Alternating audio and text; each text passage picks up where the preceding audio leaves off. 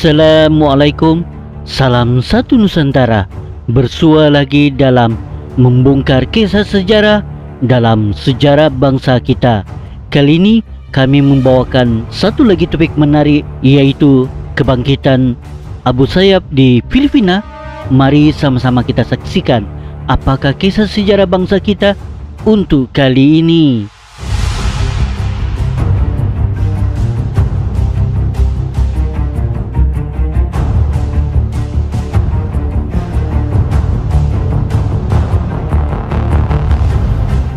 Dalam bahasa Arab lebih dikenali sebagai Jemaah Abu Sayyaf ASG. Dalam bahasa Melayu pula lebih dikenali sebagai Kumpulan Abu Sayyaf. Dan Tagalog, Grup Abu Sayyaf, juga dikenali sebagai Al-Harakat Al-Islamiyah. ASG bermaksud sebahagian daripada Al-Qaeda. Dalam dekad-dekad setelah penubuhan kota Basilan, kawasan pendalaman pulau ini secara efektif dilindungi dari segala macam serangan oleh pelbagai negara dan pelengkap anggota keselamatan yang lengkap. Ini ditambah dengan pemusatan kekuasaan di Isabela, menjamin pembangunan desa Basilan yang stabil dan tidak terganggu. Namun pada awal tahun 1990-an, pelaksanaan pemerintahan dari program pembaharuan Agraria Komprehensif CARP membawa kekeliruan yang meluas dan sangat mempengaruhi ekonomi pertanian tradisional Basilan. Penarikan semula ladang multinasional dengan cepat diikuti oleh penutupan kontijen keselamatan masing-masing. Komuniti Kristian dan Tausug di perkebunan ditinggalkan sendirian, bersiap sedia untuk serangan dari jiran Yakan yang secara tradisional memusuhi mereka yang sebelumnya ditahan oleh kehadiran pasukan keselamatan yang dibayar oleh ladang. Komuniti perkebunan Kristian dan Tausug Basilan harus berjuang sendiri, bergantung pada koperasi reformasi agraria dengan sumber daya yang terhad untuk mengatasi ancaman serius terhadap harta tanah mereka yang baru diperoleh.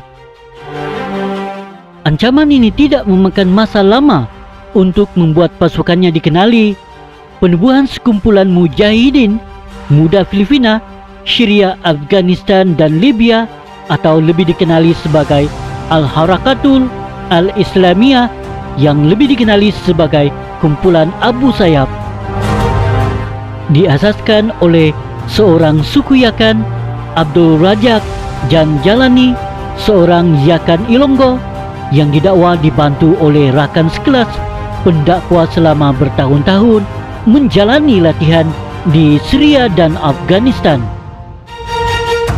Wahab Akbar segera melancarkan Basilan dengan terkenal dalam antarabangsa sebagai tempat perlindungan pengganas. Kumpulan penjahat ini menyerbu Bandar Ipil di Provinsi Zamboanga Sibugai pada bulan April 1995 dan menanam bom di kapal perpustakaan Amerika MV Douglas yang berlabuh di pelabuhan Zamboanga. Pada tahun yang sama, adik Janjalani yaitu Gaddafi melarikan diri dari penjara Manila. Sejak itu, Abdul Razak dikatakan menggantikan saudaranya untuk menjadi penggantinya, yaitu Gaddafi Janjalani. Pada 18 Desember 1998, Abdul Razak Janjalani akhirnya dikesan dan dibunuh di tempat persembunyian di Lamitan. Kumpulan ini kemudian bersembunyi ketika Gaddafi, saudara Janjalani, dan ahli waris yang diurapi menggabungkan penguasaannya terhadap banyak kumpulan yang terdiri dari Abu Sayyaf ketika itu, dibantu oleh Abu Sabayah di Basilan dan komandan robot di Sulu yang kedua-duanya adalah Tausug. Gaddafi segera menghidupkan kembali kumpulan itu, kali ini menerima dana yang besar dari rangkaian pengganas antarabangsa Al-Qaeda dan Jemaah Islamiyah. Mereka kemudian merekayasa serangkaian operasi penculikan untuk tebusan yang boleh dikatakan berjaya mencapai titik demamnya pada tahun 2000 dan 2001. Ketika tebusan berprofil tinggi dari Pulau Peranginan, Sipadan di Malaysia dan kemudian pelancong dari sebuah resort pahlawan diculik dan dibawa ke Basilan dan Sulu. Episod ini menyaksikan pembunuhan seorang Muslim Amerika, Jeffrey Sechling, dan Christian Missionary Martin Burnham dan istrinya Gracia Burnham akhirnya diselamatkan. Bandar Lamitan yang tepat juga diserang oleh kumpulan itu dengan seketika menduduki Jose Ma Hospital Torres dan paroki St. Peter dan kemudian melarikan diri dari serangan polis tentera yang kononnya ketat di bawah awan tuduhan dan tuduhan pembayaran dan kolusi pihak pegawai tentera dan rakan-rakan mereka di Abu Sayyaf. Untuk sementara waktu, seluruh Pulau Basilan disekat oleh kapal-kapal tentera laut Filipina dalam usaha untuk menahan kumpulan itu dan mencegah lalu lintas lebih jauh antara Zamboanga, Basilan, dan seluruh kepulauan Sulu ini bagaimanapun terbukti sia-sia. Ini mendorong pemerintah dibantu oleh Amerika Syarikat di bawah Presiden George W. Bush untuk meresmikan latihan bersama ASRP Balikatan 02 dan 01 pada tahun 2002, di mana satu pasukan sekitar 3.000 tentera AS dikerahkan di Basilan untuk menawarkan latihan dan bantuan teknikal kepada Angkatan Bersenjata Filipina serta perkhidmatan kemanusiaan kepada masyarakat umum. Ini kemudian menyebabkan longsoran NGO dan projek yang dibiaya oleh ODA yang bertujuan untuk mengubah Basilan dari Wild Wild West Filipina menjadi pertunjukan untuk usaha yang dibantu AS asing dalam bekas pusat pengganas yang dijuluki Model Basilan. Inisiatif yang dibiayai oleh ODA dari Kanada, Australia, New Zealand, EU, UK, Belgium, Jepun, Jerman dan Spanyol melengkapkan kehadiran AS yang lebih besar di kawasan itu. Sehingga kini Abu Sayyaf telah melakukan penculikan, membunuh 14 orang anggota Marinir Filipina dalam serangan pada 11 Julai 2007. Ia juga telah melakukan beberapa penculikan berprofil tinggi. Semuanya di Pulau Sulu, termasuk ABS-CBN reporter Chess Drillon pada 8 Jun tahun 2008, GMS-7 S. Susan Enriquez pada April tahun 2000 dan Carlos Lorenzo pada September tahun 2002, wartawan kontroversial Arlian De Cruz Januari 2002 yang dipercayai mempunyai hubungan istimewa dengan Gaddafi.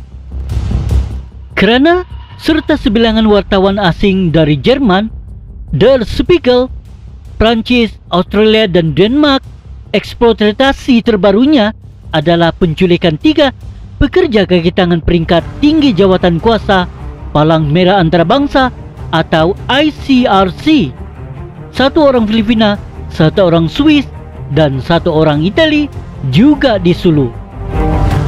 Pada bulan Julai 2004, Gracia Burnham memberi keterangan pada perbicaraan 8 anggota Abu Sayyaf dan mengenal pasti 6 daripada suspek sebagai penangkapannya, termasuk Alhamzer Limbong alias Kosovo, Abdul Azan Diamla, Abdul Khair Mokhtar, Bas Ismail, Alzen Jandul dan Danzid Baizi.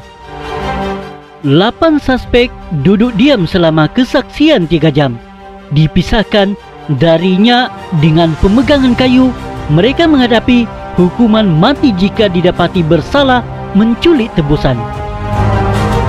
Perbicaraan bermula tahun ini dan tidak dijangka berakhir selama beberapa bulan. Alhamza Limbong kemudian terbunuh dalam pemberontakan penjara. Gracia Berham telah menimbulkan kontroversi sejak kembali ke Amerika Serikat dengan mendakwa bahwa pegawai tentera Filipina bersekongkol dengan penculiknya. Dia membuat tuntutan itu dalam sebuah buku mengenai pengalamannya yang disebut In the Presence of My Enemy. Di dalam bukunya, dia mengeluh angkatan bersenjata Filipina tidak mengejar kami. Seiring berjalannya waktu, kami melihat bahwa mereka tidak pernah mengejar kami. Serangkaian penculikan dan pemenggalan sejak 2007 dikaitkan dengan kumpulan Abu Sayyaf. Dengan beberapa anggotanya diberi perbezaan dengan meletakkan Amerika Syarikat 5 juta, sebahagian daripadanya Amerika Syarikat 30 juta di kepala mereka sebagai hadiah wang oleh Amerika Syarikat kerajaan untuk penangkapan mereka. Kes penculikan yang baru melibatkan 2 peniaga Cina dan pekerja Filipina, mereka yang akhirnya dipenggal kepala di Maluso, dan ahli perniagaan Lario de los Santos yang diculik dari pusat peranginan di Isabela City pada 16 Desember 2010. Tuduhan berlakunya percubaan eksklusif yang tidak hadir di kota-kota pendalaman Basilan telah disalahkan atas kenaikan mendadak dalam kes penculikan untuk tebusan. Begitu juga dengan desas-desus mengenai pakatan tentera polis dengan penculik.